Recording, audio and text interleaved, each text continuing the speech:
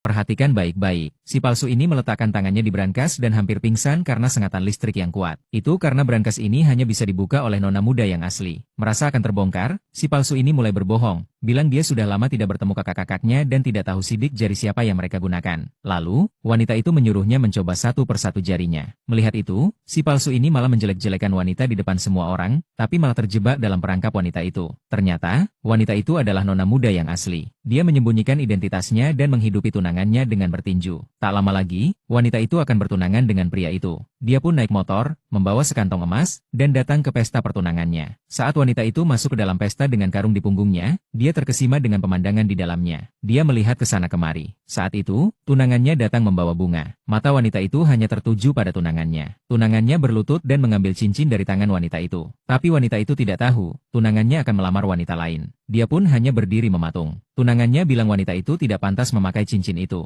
Sementara itu, si palsu tidak hanya menghina wanita itu dengan barang palsu, tapi juga mengejeknya kampungan. Padahal, dia tidak tahu kalau itu hanya sampah yang dibuang oleh pelayan atas perintah wanita itu. Wanita itu lalu mengejek si palsu sebagai pemulung. Si palsu marah dan bilang wanita itu tidak tahu apa-apa, dan mengatakan dia membeli barang itu dengan uang asli. Wanita itu tersenyum, lalu mengambil barang palsu di lantai dan bilang mutiara itu berisi bubuk fluoresen. Semua orang mulai membicarakan si palsu. Si palsu merasa bersalah dan ingin menuduh wanita itu menukar hadiahnya. Wanita itu tersenyum meremehkan. Si palsu menatap pelayan, dan pelayan itu juga mulai berbohong menuduh wanita itu. Orang-orang di sampingnya mulai percaya pada si palsu dan mencela wanita itu karena tidak jujur. Melihat itu, si palsu bilang wanita itu cemburu karena tunangan wanita itu bersamanya. Jadi dia menjebaknya. Unduh aplikasi Daily Short, tonton semua episode gratis.